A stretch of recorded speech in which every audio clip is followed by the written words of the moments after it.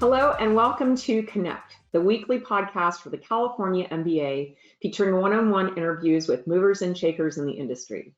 I'm Susan Milazzo, CEO of the California MBA. Very happy that you could join us today. Before I get to today's guest, I'd like to thank our 2023 President's Council sponsors. Now, these are a group of companies that provide an enormous amount of financial support for us, in large part so that we can continue to be that strong advocacy voice for you in Sacramento before the California State Legislature and our regulators.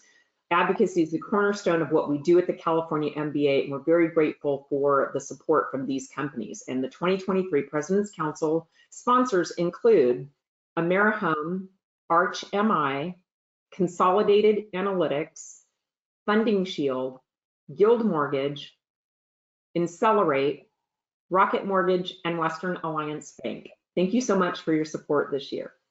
And with that, I would like to welcome today's guests. I'm very excited to be welcoming Jehan Patterson from Debevoise and Plimpton. Jehan, welcome. Hi, thanks, Susan, so much for having me and for inviting me to be a guest on the Connect podcast. Yeah, I always like to kind of dig right in and get started as to how people got into this industry. So share with us how you came to represent, legal representation for the mortgage industry. So I actually got my start in this field during the Great Recession, but perhaps not in the way that you might think. I was interested in public interest law back as early as law school, but of course I ended up at big law firms right out of the gate. But I did a pro bono predatory lending case with Staten Island Legal Services, a nonprofit legal services provider in New York City, as a junior associate. And when an opening came available in their homeowner defense project, I leaped at the opportunity to leave big law firm life behind and make the switch. And I absolutely loved it. It was an absolute honor to represent clients in protecting for what for most of them was their most valuable asset at such a vulnerable time in their lives. In most cases, they were fresh off a layoff during that horrible economic crisis, or they had suffered some sort of medical issue that had set them back on their lives and their obligations. I got to learn about some very interesting mortgage products that, maybe in retrospect might have been better suited for more sophisticated borrowers, such as interest-only ARMs or negatively amortizing loans. And I think really critically, I got to see up close how the foreclosure crisis impacted families and neighborhoods. I firmly believe that the stability a home offers an individual or family is critical to how our society functions, and it's an enormous driver of economic productivity. And so the role that mortgage originators and servicers play to promote that in terms of home ownership and generational wealth creation is so important in my mind. And so after I did that, I went to the Consumer Financial Protection Bureau, where I was an enforcement attorney for about 6.5 years.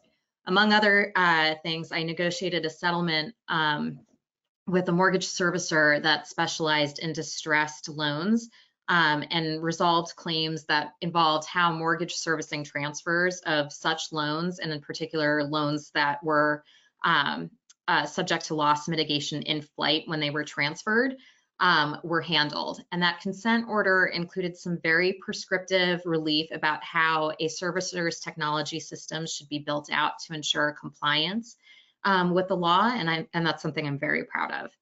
And it was a little bit of a full circle moment for me, actually, when earlier this year, the mortgage industry in particular came out very forcefully in favor of the certainty that the CFPB's mortgage servicing regulations have brought to the market, including investors, servicers, and consumers, in an amicus brief in the funding case before the Supreme Court this term.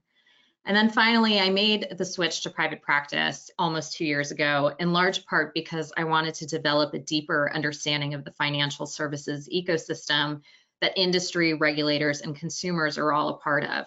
And it felt a little funny to me at the time to make the switch given my background, but I also think, why shouldn't I be the one to advise financial services companies on running their business and developing new products in the face of a rapidly evolving and busy regulatory landscape? I think my background as a former regulator and consumer advocate gives me a unique perspective when I counsel my clients, and I think they appreciate that.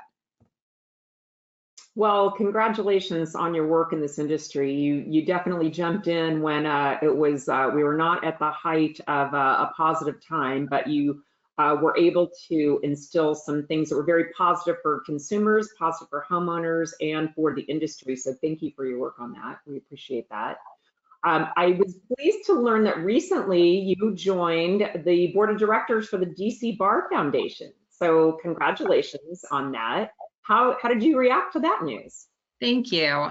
It's a tremendous honor to be part of an organization that plays such a vital role in ensuring equal access to justice in the District of Columbia.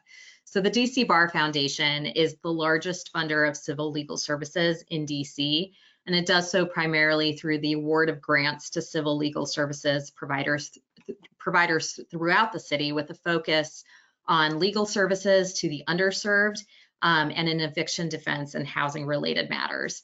It's mission-oriented work, and it's great to be part of a team of incredibly accomplished professionals, much more so than I, who are all committed to such a worthy cause.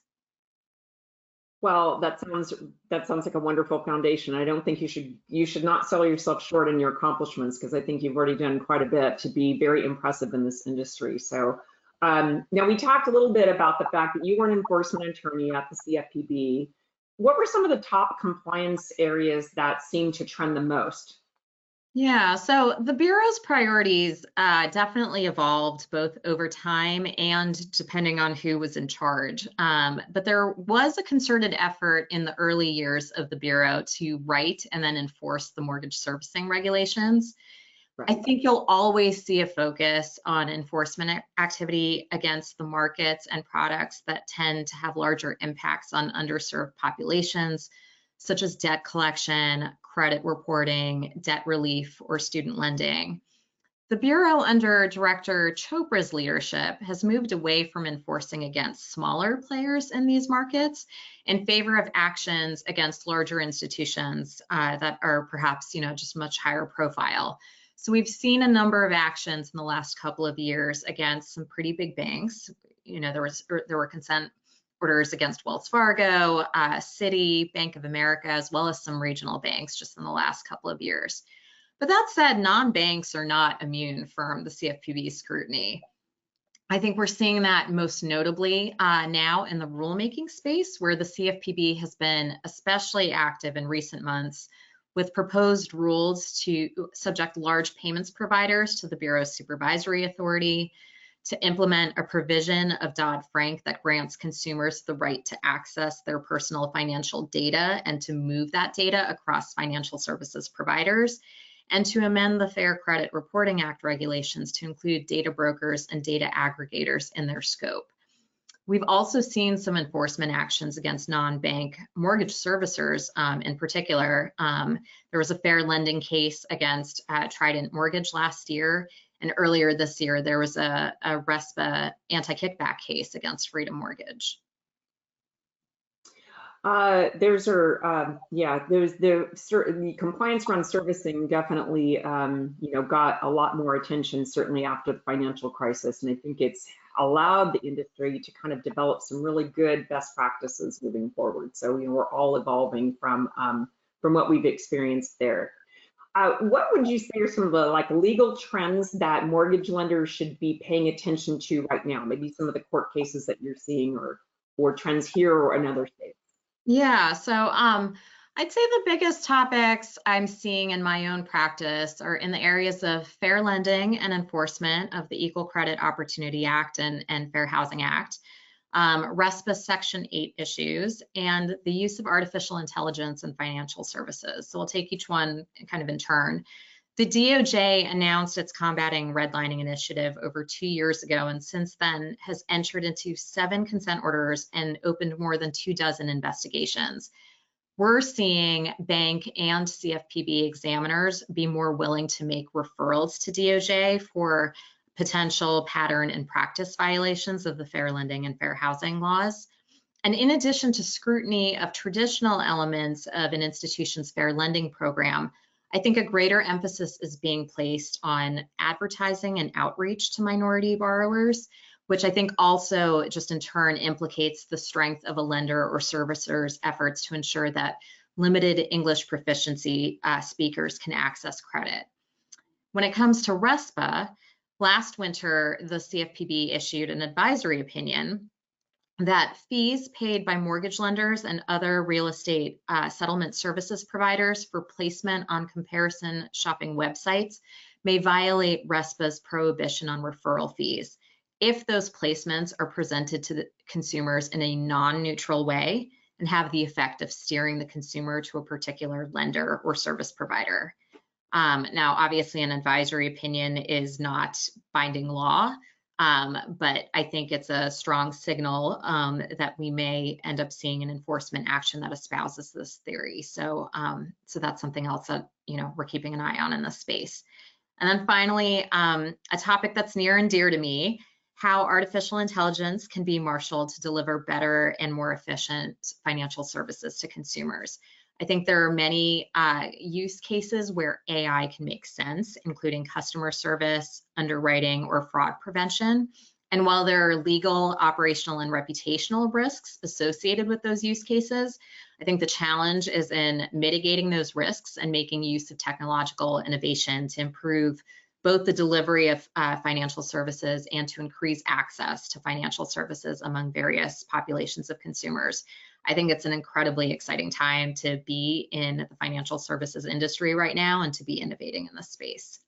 There's so much going on in this industry, and the introduction of the growth and expansion of AI in the mortgage space is we're definitely at an interesting time in this the history of this industry, that's for sure. Great information. Those are all great trends for lenders to be thinking about.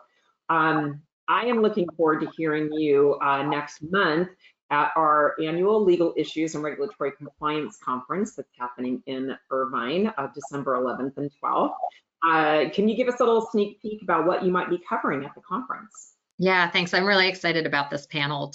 So I will be part of a panel to discuss the benefits and risks associated with the adoption of generative AI in mortgage lending and servicing.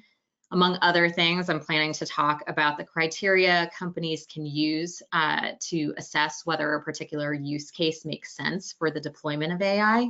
And most critically, I'll be talking about the governance that companies can put in place around their use of AI to ensure that they're deploying it in a responsible and compliant manner that nonetheless encourages growth and innovation. So I'm tremendously excited and looking forward to the opportunity. This is the first time we've had a session on this topic in particular on its own. So just kind of speaks to the growth of that in this industry. And thank you so much for being a part of it. I look forward to seeing you here in just a few weeks in Southern California. Same here. Thanks so much, Susan. And thanks for being on our podcast today. It was a pleasure to have you here, and we are grateful for your support and that of your firm. Thanks for having me. And thanks to all of you for joining us on today's podcast. To access any of our past episodes, you can follow us on our YouTube channel. We're also available on SoundCloud, Apple Podcasts, and Spotify. That's it for this week, and we'll see you next time on Connect.